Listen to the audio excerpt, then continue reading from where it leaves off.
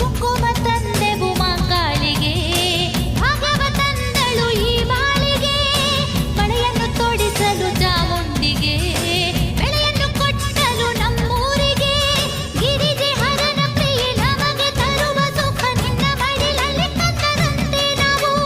ಮಡಿಯ ಉಡುತೆಯಲ್ಲಿ ಭಕುತಿ ಸುಮವ ಚೆಲ್ಲಿ ತಂದೆವಮ್ಮ ತಾಯನಿಗೆ ಹಣ್ಣು ಹೂವು.